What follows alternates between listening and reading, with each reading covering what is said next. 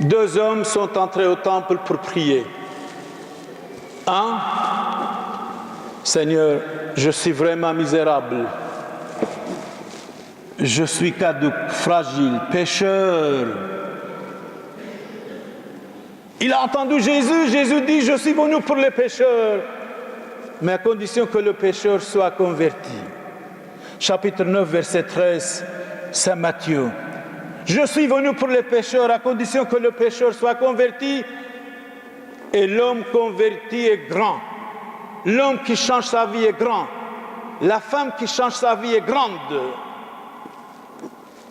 Vous avez péché beaucoup, convertissez-vous, Dieu vous pardonne. C'est comme vous n'avez rien à faire.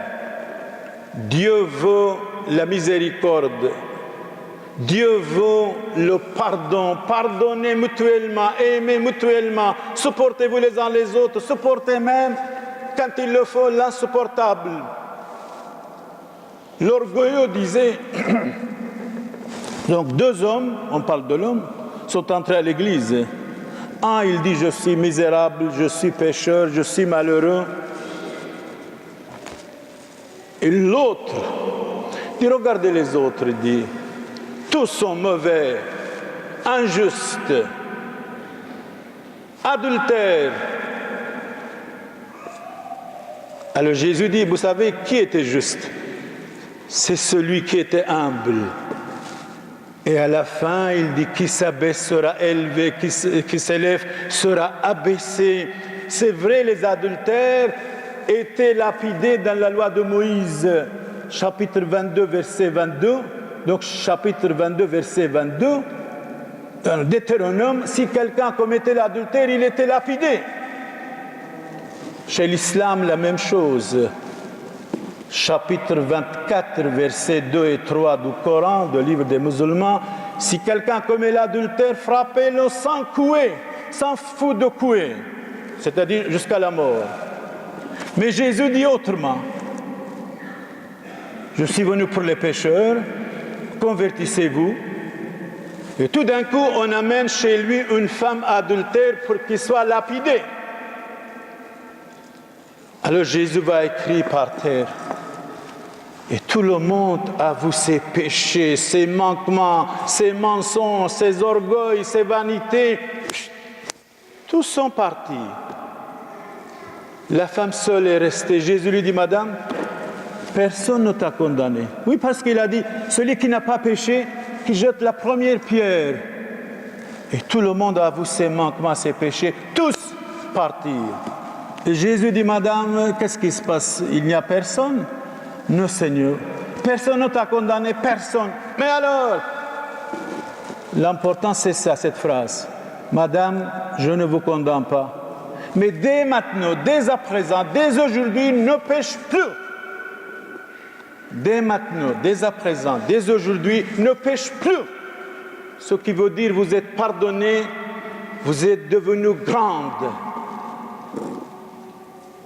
Alors, frères et sœurs, soyons grands dans le bon sens, dans la tolérance, dans la noblesse, dans la conversion. Morceau par morceau, on peut devenir quelqu'un dans la vie. Oui, deux hommes sont entrés dans le temple. Jésus a aimé celui qui était humble. Et Jésus n'a pas aimé celui qui était orgueilleux. Alors, il faut choisir entre l'humilité ou l'orgueil. Personnellement, Saint Augustin disait, mon orgueil, c'est mon humilité. Moi, je dis, notre orgueil, c'est la croix de notre Seigneur Jésus-Christ. Vous tous soyez bénis au nom du Père et du Fils et du Saint-Esprit. Amen.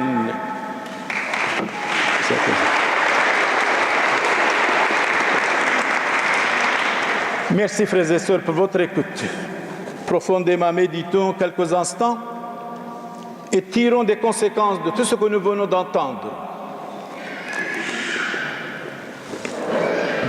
Si vous êtes honnête, et vous l'êtes, j'ai appris tant de choses ce matin.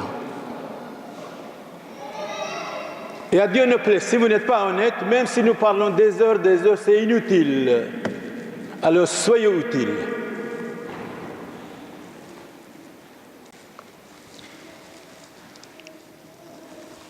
Parole du dimanche. Parole du dimanche. Selon saint Augustin, mort en 430, saint Augustin dit « Le cœur de l'homme, encore c'est l'homme, le cœur de l'homme ne peut pas comprendre la vérité s'il n'est pas libre de vice, vicieux. Le cœur de l'homme ne peut pas comprendre la vérité s'il n'est pas libre de vice. » Là où j'ai trouvé la vérité, j'ai trouvé Dieu Tout-Puissant. La vérité ne rougit de rien, sinon d'être cachée.